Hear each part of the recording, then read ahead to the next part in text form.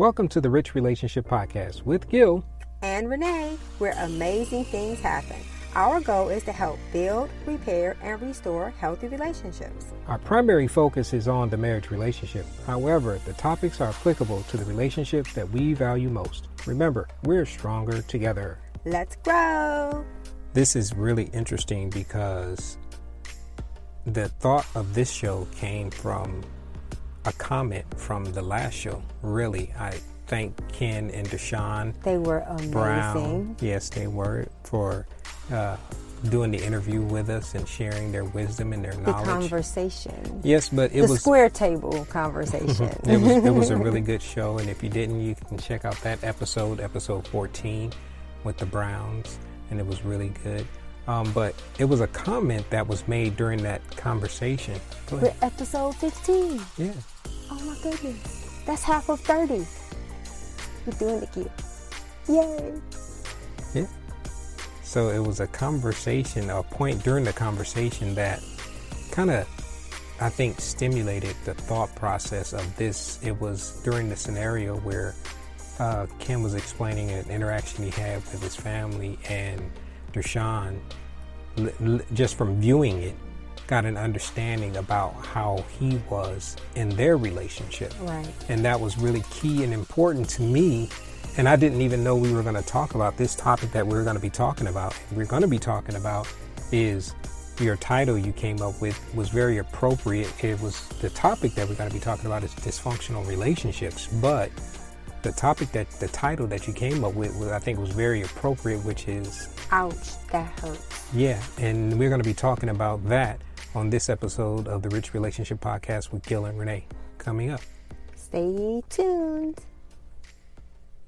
So it's really important that I think we kind of say or lay some kind of understanding when it comes to this topic, because just from this past week that just happened with us, it was a lot of dynamics happening, extended family and even personal and even household. It was just a lot of things going on that I kind of was a catalyst for the topic that we're going to be talking about. And it kind of made me think about, have you ever said something or did something and then say, why did I do that or say that, or what was the origin for that? Whether it was a comment or a feeling or an emotion that came up during a situation or circumstance that may have happened, that I think that's really, really important to kind of think about and go back to and look at and say, where did that come from, or what is the origin of that feeling, emotion, or situation that comes up? And that was something that kind of got me to thinking about the topic that we're going to be talking about tonight. And and to be totally transparent, a lot of times we're just living life. And for us, the podcast is such a breath of fresh air in our own marriage, in our own personal lives. And we don't just, we put a lot of prayer and time and energy, and also being willing to be transparent about the things that are going on. And, we went to Detroit for the show. We went there to pick our niece up. And as a result of that, we set up a time to interview Deshaun and Kim Brown, because those are some people that are very dear to our lives. And through that process, some things happened to us personally that we experienced. And their conversation, as well as our own experience, kind of birthed this whole idea of how to deal with, how to recognize dysfunctional or unhealthy relationships. And I really thank God for my husband that he's private, but he's not prideful. And so the ability or the willingness to share, well, what's going on with us? What's going on with our own heart? So we're not just telling you statistics and studies. A lot of times, a lot of the topics and a lot of things that are going on are out of our own lives. And I think that what makes something powerful is that it's real. Right. And that it's genuine. And I think it's good that you even mentioned that, because and I thank you for saying that, but it's not just me, it's you as well, because we both have had situations and circumstances in our own life and family life that have caused us to kind of not just let it lie. It's Right. almost like, well, let's journey down this road and see what this is really all about. And that's really important. And I thank you because you are just as open and transparent to talk about some of the stuff that we have experienced. And that's all what we really, really desire to do, is share this kind of information. Like you said, not just from a statistical and research and all those kind of things, because we do that. Right, and we we're going do to be that providing too. some information during Right. this show that we done. But it wasn't just to bring information that is not applicable to us. It's Right. information that we have went on this journey to kind of find out, well, why am I the way that I am? So if I can say it this way, maybe it's a little selfish, but I wanted to understand some of the things and some of the feelings that I had about my own life, which caused me to do research. And all we're doing now is sharing what we discovered, Right. to kind of bring some clarity to the why in our lives, to give us some understanding, because we say that a lot on the show about honest, open, and transparent. And this is a part of that journey of being honest and open and transparent, not with just your spouse, your significant other, your partner, but with yourself. Yes. That's so important. And I think with a lot of the information that we're going to be talking about, a lot of it started with family. Right. And so that's what we're going to talk about here in the beginning. And it's almost talking about the traits of the family dynamics. And we kind of went on this journey to try to understand, the dynamics of family and how that impacts your today and even in your life today.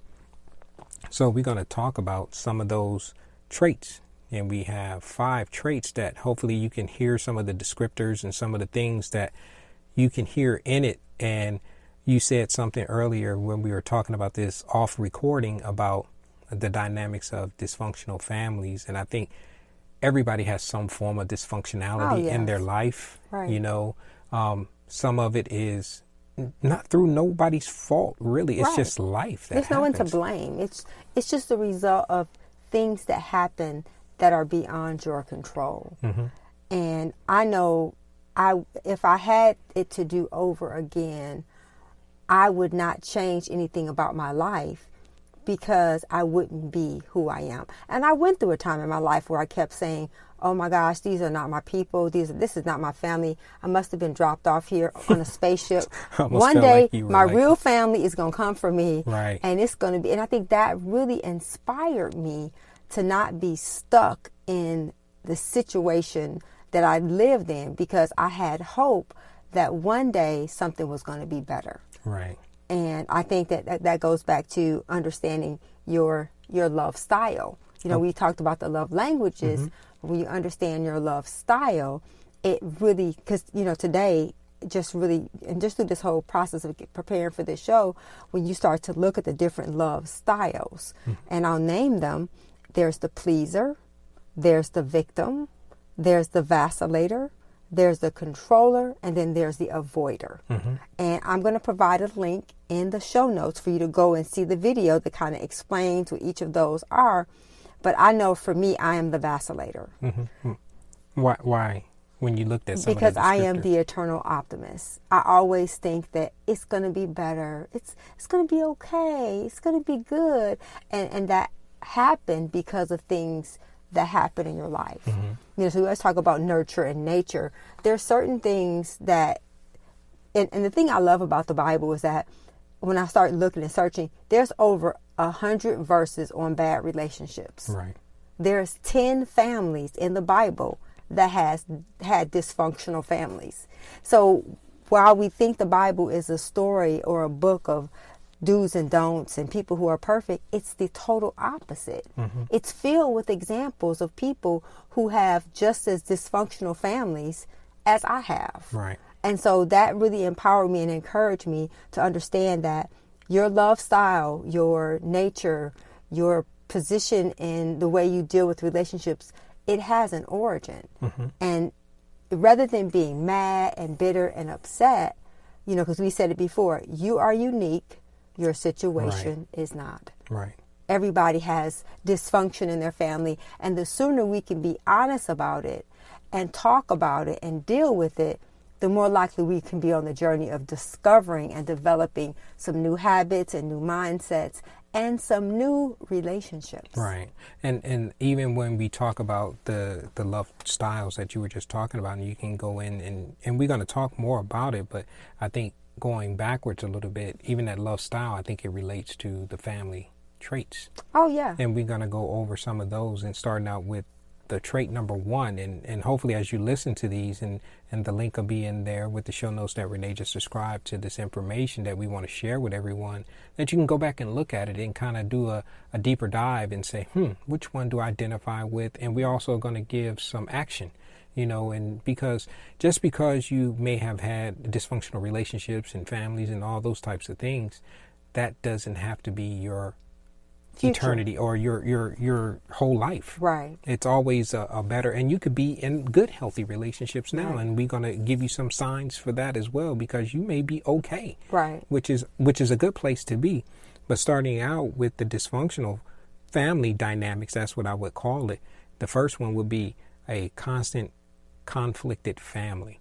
This is the type of family that is kind of harmful. It can be physical, it can be emotional, abuse type of things. It's always stems from parents who are usually very strict, very unreasonable in some of their ultimatums, and this can be kind of really or demands and expectations. Yeah, and this can be very traumatizing if you think about it when you're growing up, because it's going to form some long-lasting mindsets that you're going to have. And we talked about mindsets before. It can be very traumatic to a young person as you're growing up to come up in an environment like that. And some of the things that it kind of leads you into your today, and a common denominator and even of these traits is you're going to be stressed out. You're going to have, it could be stemmed from depression. You're going to have a lot of anxiety. One of the common things that you can see in your relationship today is called insecurity attachments. Where you in a relationship today and all of a sudden you think this person is going to leave you, or you attach to this person because of insecurity. And that's something that can be very taxing, right? For your present relationship to think about. The second type is the psychological household. Sometimes this comes from terminal illnesses that you can be experiencing, or like my mom died from cancer. That can be very traumatic, where all of a sudden your parent is there, but it can be very challenging for the kids. Even though we were a lot older when my mom had cancer, we still seen her and we still interacted with her, and to see that happen, it can impact you. Right. It can lead to some things of emotional detachment, right? To where this person is going to depart. When you can see it happening, like what was happening with my mom, you can see it happening. It can be very difficult for you to see that to this person that was a structure, or a person that you knew of that was totally healthy and great and all those types of things, and you start seeing them decline and decay. It can be very, very difficult to see and to observe that. So that's from the psychological side of it. This one, and also I think this is a part of where I identify with, and I have two that I kind of identify with on this list. This was the absentee household, where your children aren't consistently looked after. Not that I came from a single parent household that you already know, we both did, where my mom had to work a lot, so we were like we're babies of the 80s, right? Latchkey, latchkey generation. We were the first latchkey kids, to where we had to almost raise yourself, or the TV raised you, or those types of things. And it wasn't because of abandonment, right? It was just my mom was necessity. She was busy, but the kind of the outcome to that could be, when you're a kid, you need routine. Right. You need order, you need organization, and you need structure. An adult presence. Right. And my older sister, I think of her because she actually took on some of those roles as an older sibling, and that tends to happen with older siblings, that they kind of take on the parental role, and sometimes they aren't prepared for it. Sometimes they're not prepared for it. Right. But the outset of that could be, you can have disciplinary issues. Kids can have trouble concentrating and focusing because they're always thinking about the absentee parent. Right. Number 4 is the dominant submissive household. You may identify with this one. This is where sometimes one parent is overbearing over the other. What that tends to happen is, in that dynamic of that family, you think about it, silence is prevalent all the time. Everybody's kind of biting their tongue and don't know how to, that parent who is the aggressor, that one that comes in and is very dominant, they can be overbearing and so that makes everybody else passive. Right. And they're passive because they don't know what's kind of going to happen, and you tend to repress feelings. It tends to cascade throughout the whole family, where everybody is kind of walking on eggshells, so to speak. And we said it in one of the other shows, and I think it's not a term that you coined, but we used it before. You tend to suffer in silence. Yes. You kind of being really quiet. And then the fifth one, this is the other one that I kind of identify with, and it's the emotionally distant. Mm-hmm. This one is kind of harder to detect because everything appears to be normal. Right. Everybody appears to be functioning. Everybody appears to be healthy. Everybody's productive and those types of things. But also one of the indicators is also very little affection is being shown in this type of family.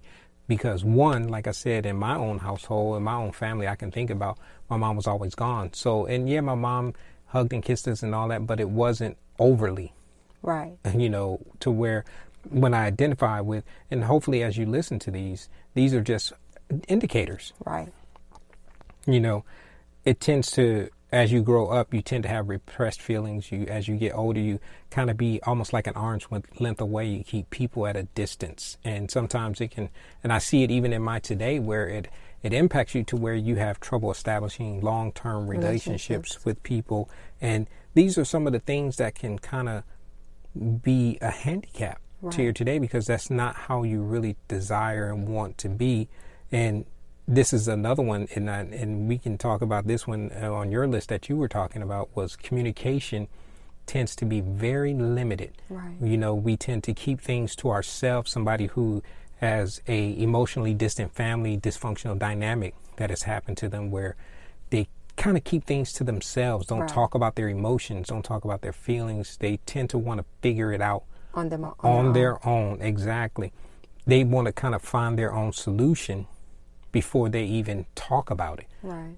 As opposed to embracing those around them and those that love them and try to say, hey, let us help you, or let me help you with this, to try to understand this. And that's something that I can say that you've been very instrumental with me in, is helping me to understand the emotions. And I mentioned that before, of understanding how I feel and being able to articulate that and put words to the emotions and kind of relay that. So those are just some of the family dynamics that we are kind of talking about. Is there anything that kind of resonated with you as you listen to those? Well, the second one that you described, the psychological family, it's not just also with sickness. It's also with people who struggle with addiction. Yes, gambling, drugs. And so in my family, my parents were both drug addicts. Mm-hmm. So I knew that I had to be an adult very early. Right. And as a result of that, so all the things that happen to you as a child, if you don't really begin to examine them and evaluate them, they will affect how you are in relationships. Now, even thinking about that, you tend to take on those parental roles where you had to become the adult. Right. And I even think about that as we were growing up. You tend to be the parent all the time. Right. You overparent people. Even now. Right. Even as you're an adult and you interact with adults, and that's something to think about, to when you're interacting with people where you're not the parent. Right. But you have to tell yourself that. And I know for me, because I dealt with women so long, one of the things I realized, because I didn't have a mom, I overmothered people. And for other people who didn't have moms, they love me and adore me. But for people who have moms, I annoy them and I get on their nerves. Because of the overmothering. Because I'm overmothering. And so I had to really, so this, to me, things like this, really understanding. I always say you need to discover your why. Mm-hmm. Why do you have a hard time establishing relationships? Right. It has something to do with the way you were raised. Yeah. And you can't continue to use that as an excuse, because one day you're going to be a parent.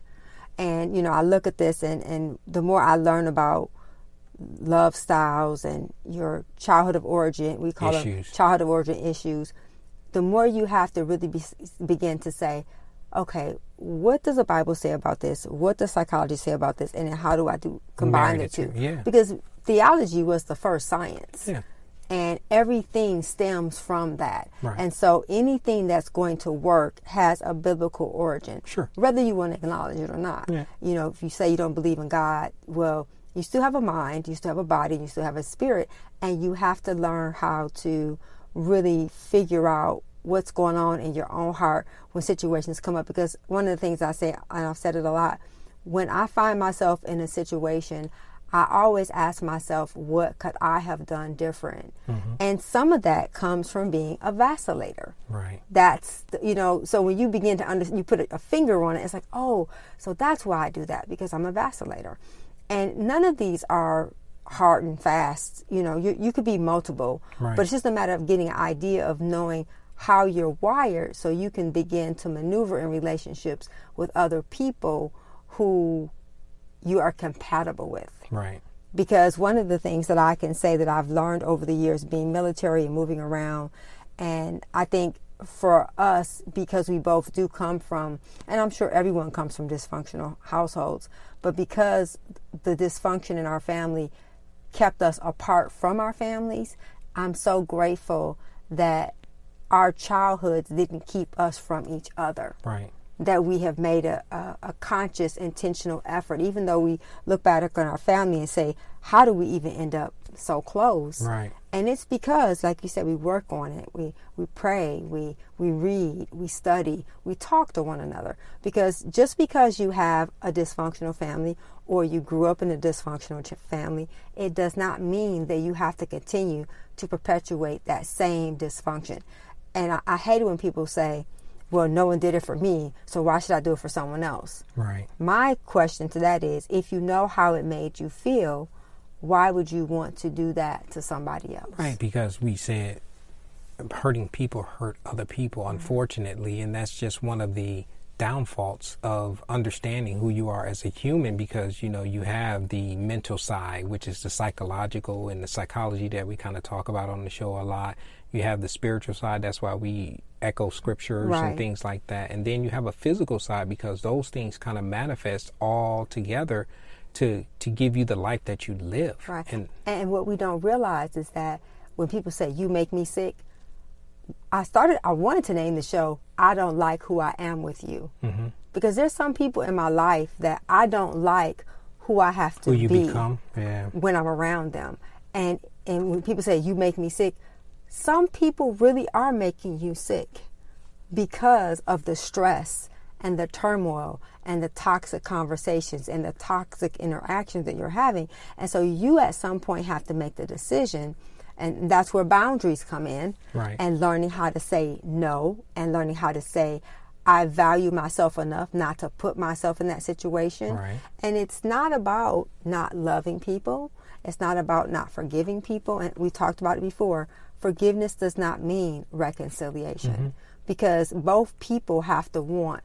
I think what makes our marriage so wonderful is that we both are intentional about working at it together, right, and putting the other person first. And so that's kind of what we're talking about on this show of Ouch, That Hurt. That Hurt. And talking about the dysfunctionalities that can happen in relationships and in families. And what we just went over was the dysfunctional traits of family dynamics. We talked about the constant conflict of family, the pathological family, households, absentee household parents, dominant and submissive household types, and then the emotionally distant families. Those are all just some indicators. And again, we're going to be putting this information on the show notes that you can go and, like I said, do a little more looking and deeper dive on this topic.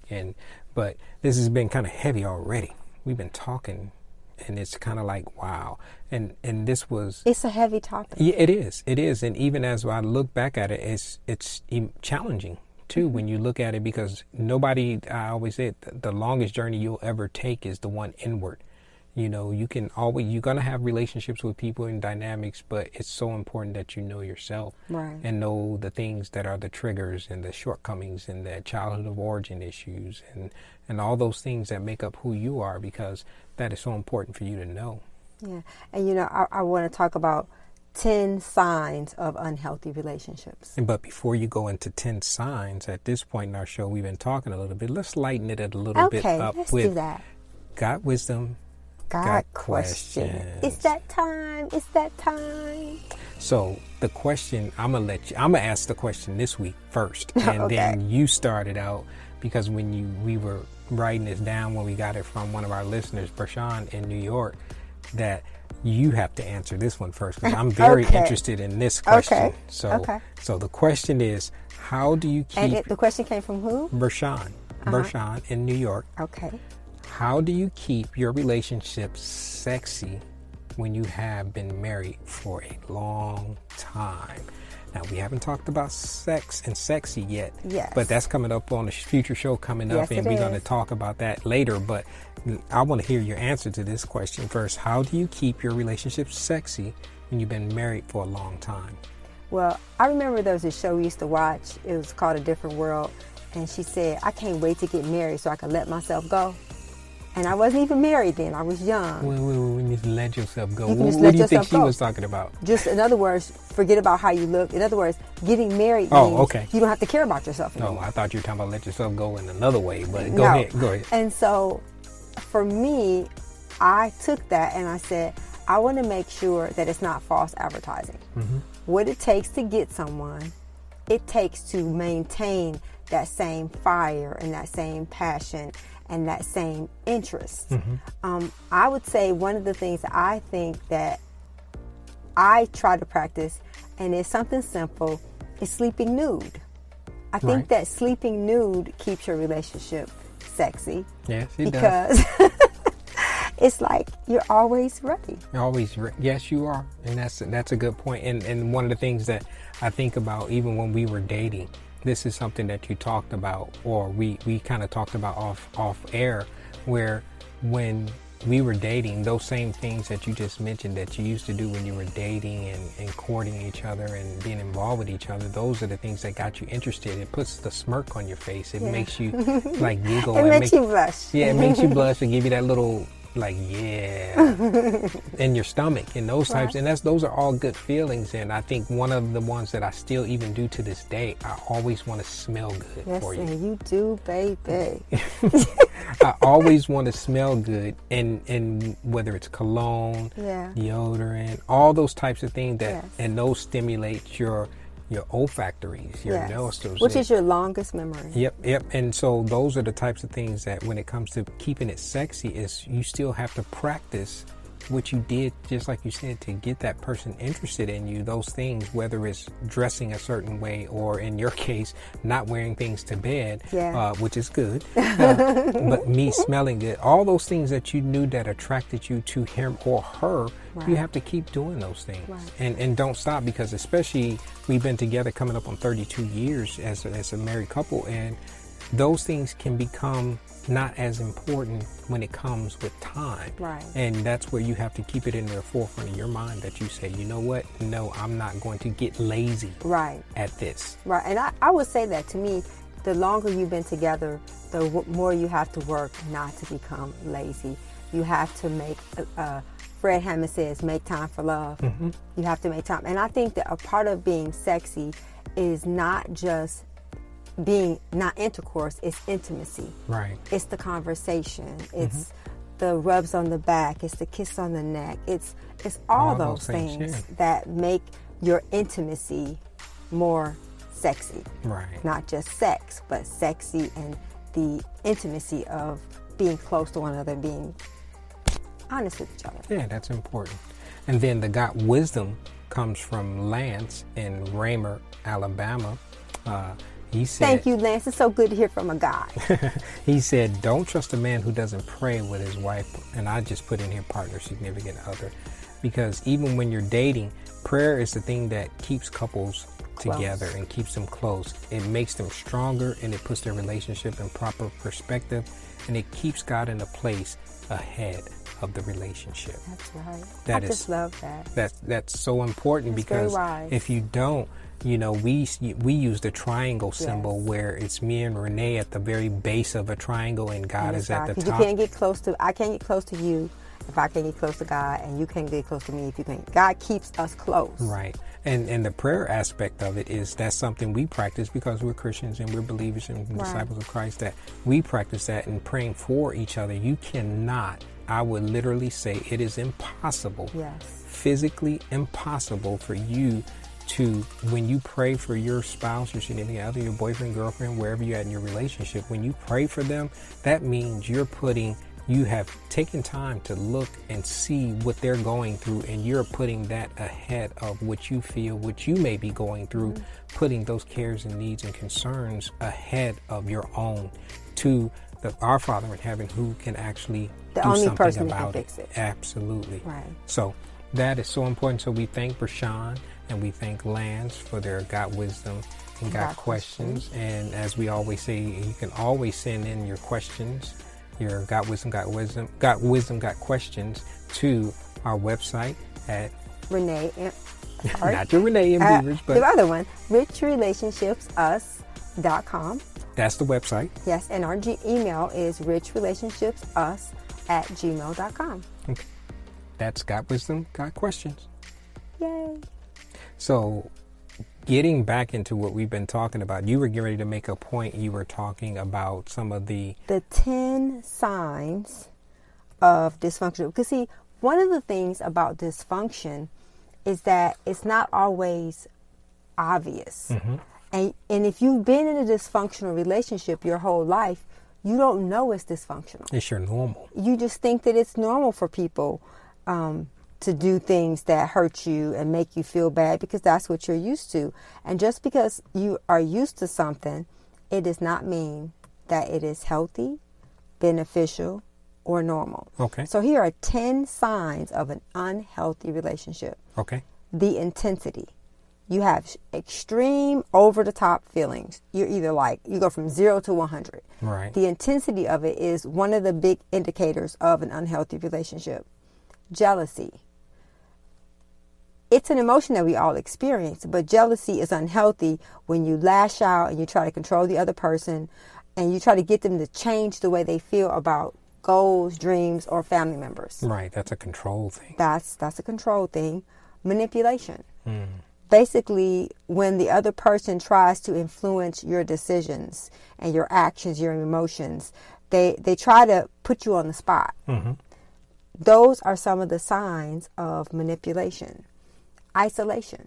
They try to separate you. They try to separate you from your friends and your family or other people that might help you to hear what you can't hear. And that can be difficult too when you think about it, because when you're in a relationship and you're with this person that gives you the butterflies and you feel good and all those the emotions that come along with being in a new relationship, you don't want to hear, you don't want to see anything negative. It's almost like you are in, I won't say denial, but it's almost like you have blinders on. We call them blinders, where you really can't see. So when you're in, if they isolate you and separate you from your family or people who are in your inner circle that know you better than this new person that can tell you and speak truth to you, you may not like it and you may not want to hear it, but you got to at least listen to it and hear it. You have to listen. Because the people who have known you the longest sometimes know you the best. And they see things that you do not see. That you don't see. Guaranteed.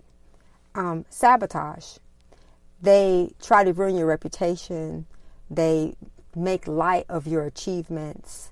Kind of minimize it. Trying to get you to miss school or studying or practice or things work. that are important. Things that are important. They're trying to basically keep you from accomplishing your greatest goals. Right. Belittling.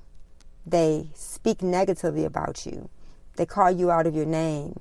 They make fun of things that you do that are important to you. Right. Guilting you. Why do you have to go? Why does that matter? That kind of goes back to those insecure attachments that we talked about, and even as you listening and I'm listening to you and as you're talking about the things about the traits and signs of behavior, those kind of go back into the indicators and to the dysfunctional family. These people have things that have happened to them. And so all they're doing is perpetuating. Right, and it is causing them to do these things. But go ahead. And then and even when it comes to guilting you into doing things you know are wrong, having sex, maybe spending some money, illegal activity. Right, drinking alcohol, anything that you feel that goes against your own character values.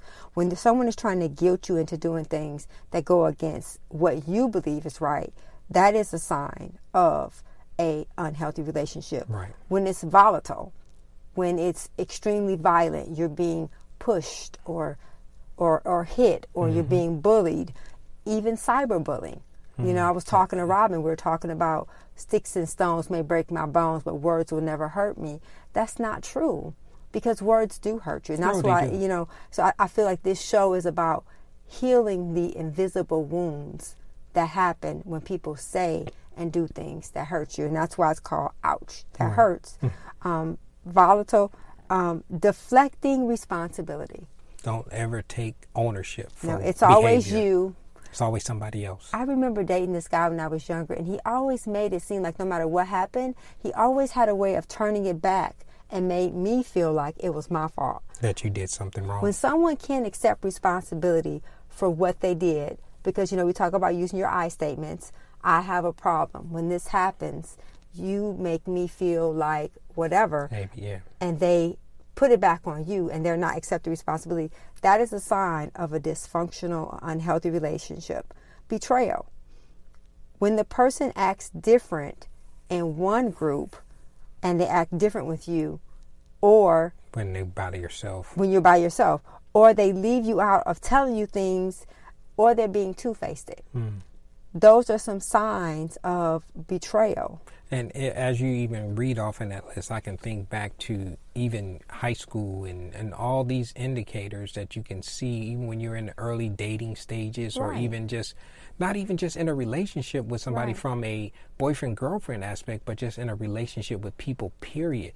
You know, when you think about that, if people don't make you feel good about being in a relationship with you, you have to ask yourself, what is the point and the purpose of the relationship altogether, you know? Because for me, I have made it a priority. I went home in April of last year, and one of the things that the Lord really helped me to understand was that rejection is protection. Because rejection is really not about your value. Rejection is about their preference. And so rather than being tolerated, I choose to be preferred. Right. And when someone can't prefer you, even raising the girls, we would always tell them, people treat you the way they feel about themselves. Right. And then with coworkers and other settings, it's so easy to have those kind of clear-cut boundaries. But when it's your family, it's really hard, especially as a Christian, because I always felt like I had a responsibility. I was obligated to continue to allow things that I didn't like and I didn't agree with to become a part of my everyday life. And at some point in your life, when something is hurting you, because love should not hurt. Right. Love is work, and love requires sacrifice, but it shouldn't be painful. Right. That's not a good relationship. No, but you talked about it, and even when you go through those traits and those behaviors, a bad relationship was at the end. Yeah, that was the last one. But that was the end of the relationship, or the end of 10 signs of dysfunctional, unhealthy relationships. So you think about this. We've given you some family traits and dynamics. That's the beginning of where all of us started in a family of some sort. And that has manifested, you think about it, to a certain amount of years that you've been going through it. And then all of a sudden now, the list that you just gave, the behaviors, those are something that have those dysfunctional family traits that have started where you started with.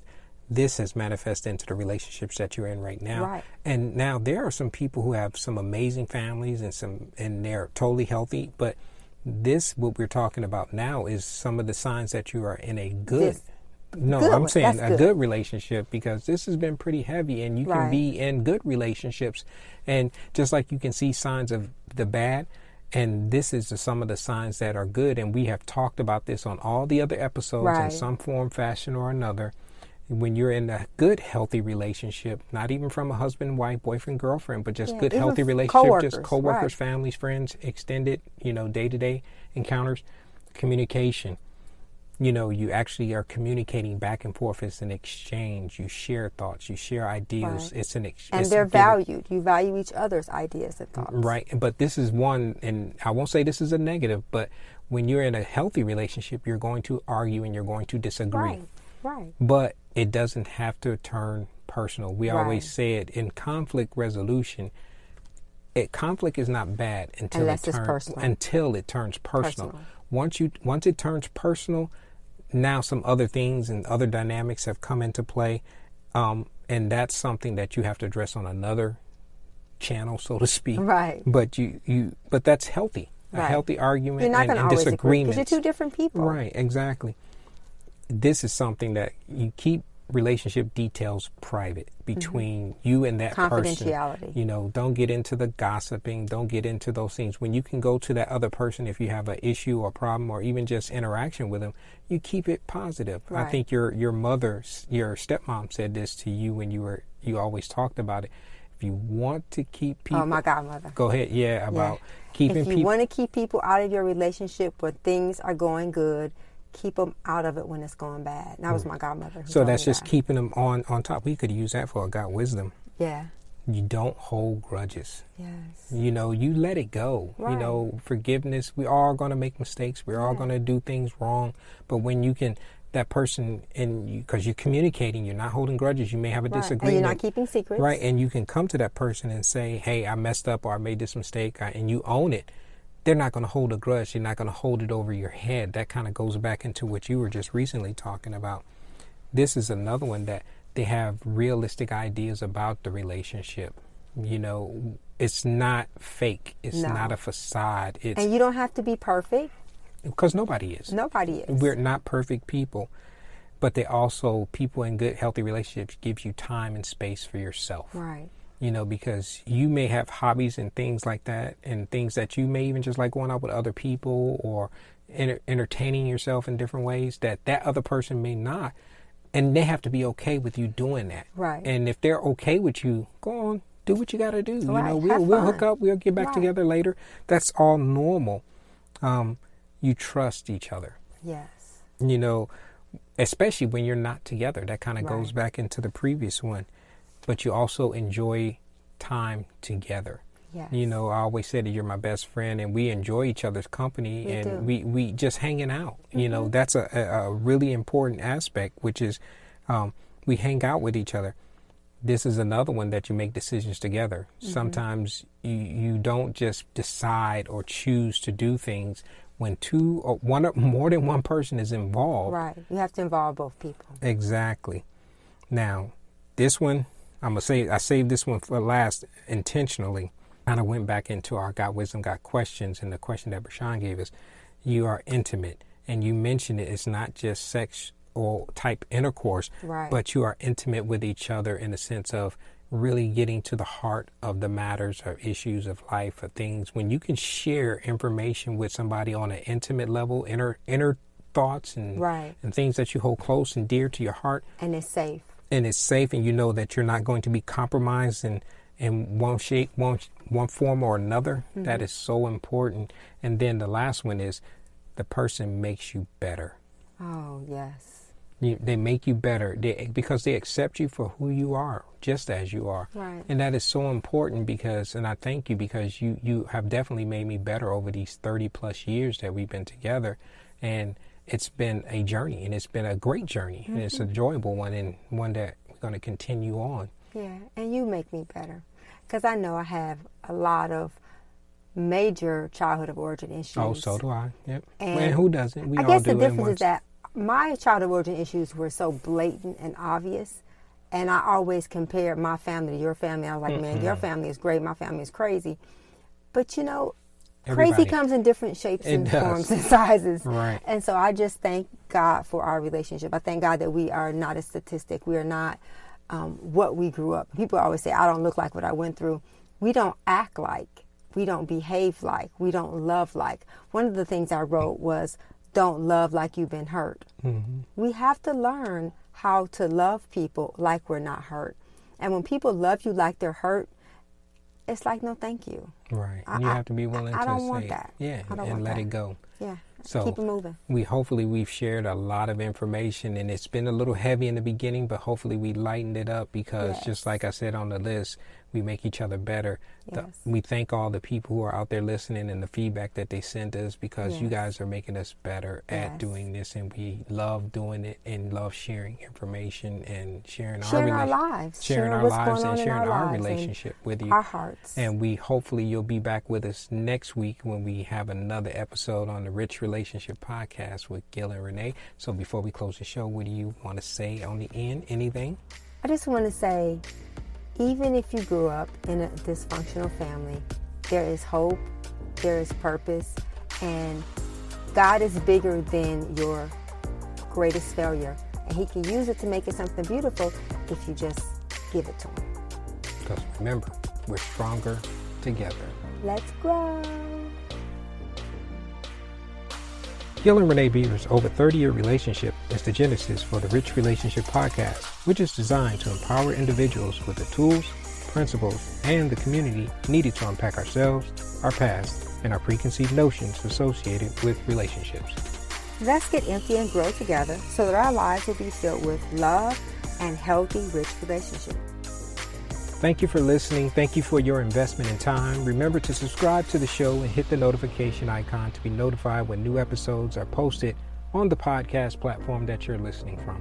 Or you can always find us on our website at richrelationshipsus.com or our YouTube channel, Rich Relationships with Gil and Renee. If you found this podcast helpful or you think it could help someone that you know and care about, please pass it along and share it with them. And also, you can always send your questions and comments to richrelationships.us@gmail.com. This is a weekly podcast, and the new episodes are going to be posted on Monday by 7 p.m. Central Standard Time. Remember, we're stronger together. Let's grow.